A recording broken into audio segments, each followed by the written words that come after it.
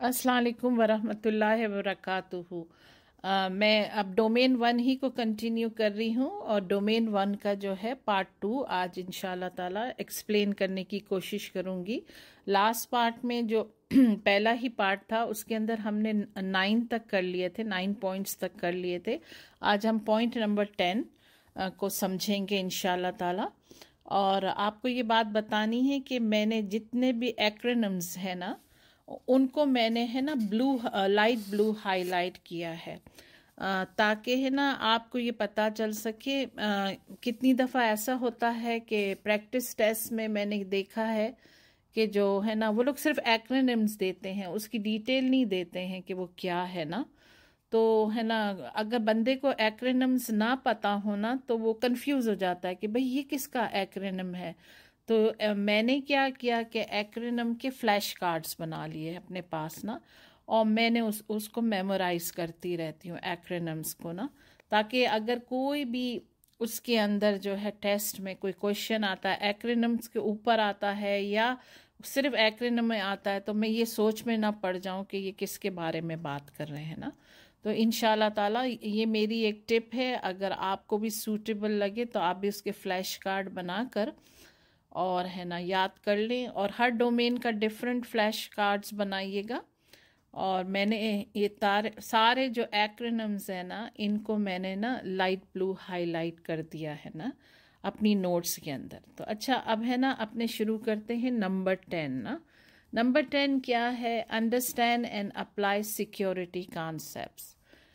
ठीक है, और ज़रूर कोशिश करें कि जो ये नोट्स हैं उनको अपने सामने रखें। इधर आपने अगर गूगल डॉक में सेव किया हुआ है तो सामने रखें, या किसी चीज़ में भी सेव किया हुआ हो आपने उसको सामने रखें, या फिर उसका प्रिंट आउट निकाल कर अपने सामने रखें। तो नंबर 10 ये है कि understand and apply security concept. Security management concepts and principles are permanent element in a security policy and solution। जो सिक्योरिटी मैनेजमेंट का जो कॉन्सेप्ट है और उसके जो प्रिंसिपल्स हैं वो परमानेंट एलिमेंट है, यानी उनका होना बहुत ज़रूरी है सिक्योरिटी की पॉलिसी बनाने में भी और सिक्योरिटी का सॉल्यूशन निकालने में भी।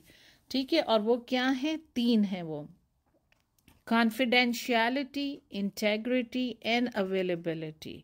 ठीक है, और इसे कहा जाता है CIA ट्रायड।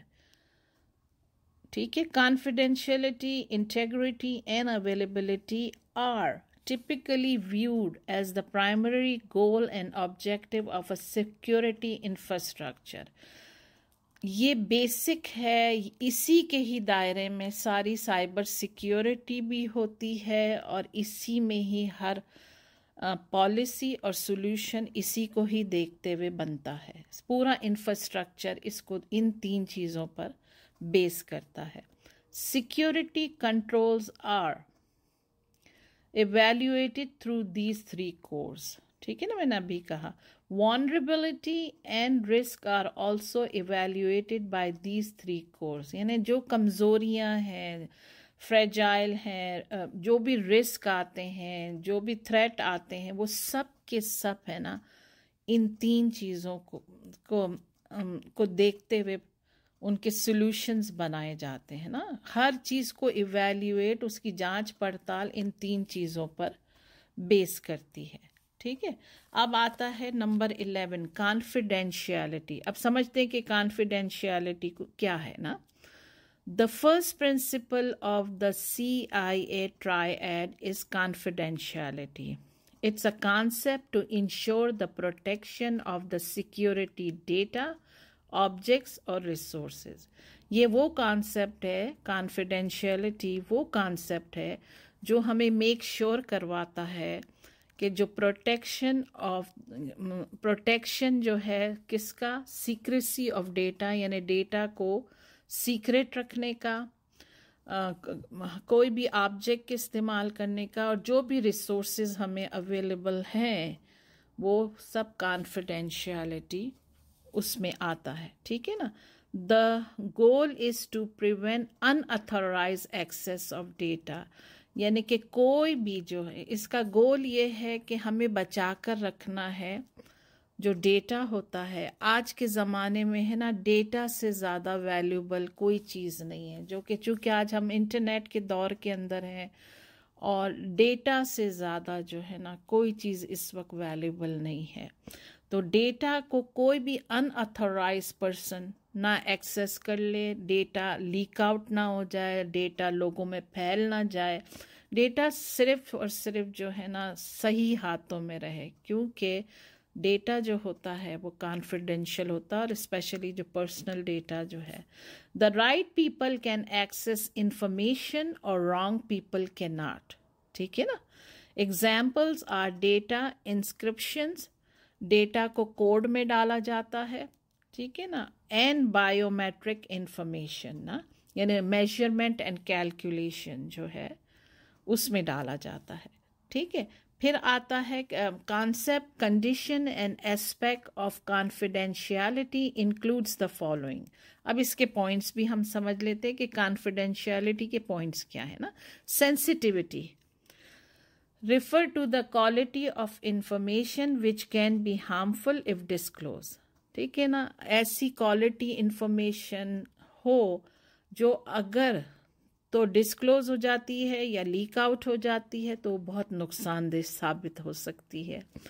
फिर आता है दूसरा पॉइंट ये है कि discretion, act of decision which influences to minimize harm और डैमेज ना, ऐसा डिसीजन लेना जो इतना सही हिकमत वाला डिसीजन हो कि जो कम से कम नुकसान, जिससे कम से कम नुकसान हो। बाज़ दफ़ा ऐसा भी होता है कि नुकसान से हम किसी चीज़ को बचा नहीं सकते, तो कोशिश ये होती है कि ऐसी विजडम से डिसीजन लिया जाए, सब कुछ सोच समझ कर, कि कम से कम नुकसान हो ना।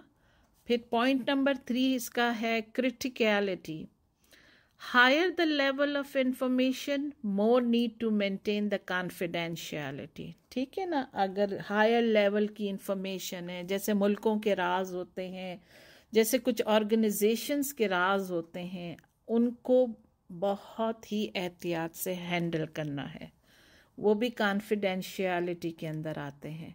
ठीक है। फिर है चौथा पॉइंट ये है कि कंसीलमेंट, एक्ट ऑफ हाइडिंग और preventing disclosure, it's known as security through obscurity. ठीक है ना, छुपा के रखना, किसी तक बात ना पहुंचे, किसी तक डेटा लीक ना हो जाए। ठीक है ना, और चीज़ों को अनक्लियर रखना। फिर आता है नंबर 5 पॉइंट, इसका ये है कि सीक्रेसी, कीप समथिंग सीक्रेट, ये बहुत सेल्फ एक्सप्लेनेटरी है। ठीक है ना। फिर आता है number 6 privacy, keeping information confidential to personal identity which might cause harm, embarrassment or disgrace to someone if revealed। किसी की पर्सनल इंफॉर्मेशन अगर हम बता दें, जैसे कोई शख्स अगर ये चाहता है कि उसे कोई बीमारी है और उससे लोगों को ना पता चले कि उसको ये बीमारी है, ठीक है ना, अगर लोगों को पता चल जाएगा तो उसे अच्छा नहीं लगेगा, वो एम्बैरेसमेंट लोगों में फील करेगा। तो ये प्राइवेसी होती है हर एक की, क्योंकि हर एक की इंफॉर्मेशन हर एक तक नहीं जानी चाहिए ना।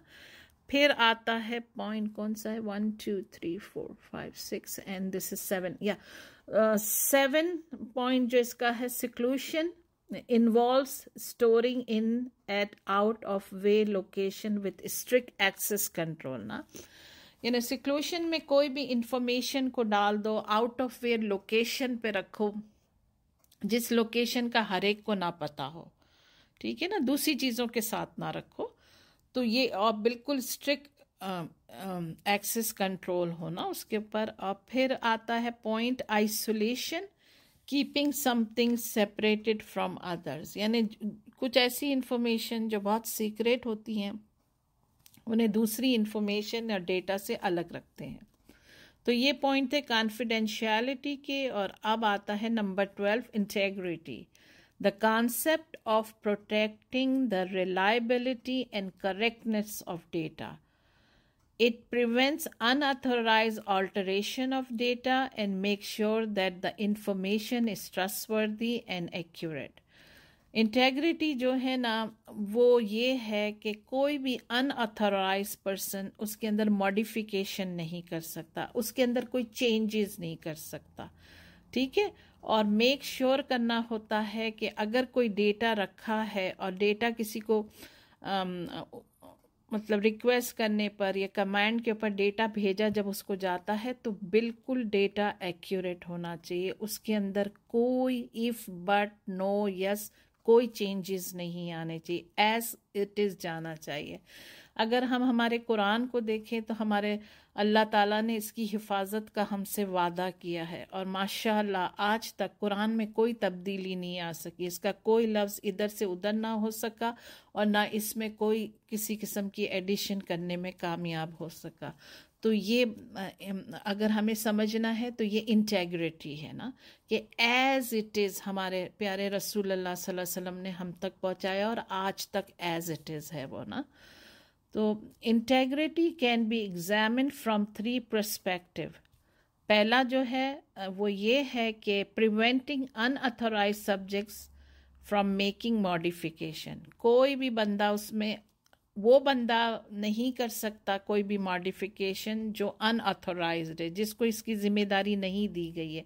सिर्फ वही लोग इसके अंदर चेंजेस ला सकते हैं जिनके पास इसकी जिम्मेदारी होती है, ठीक है ना।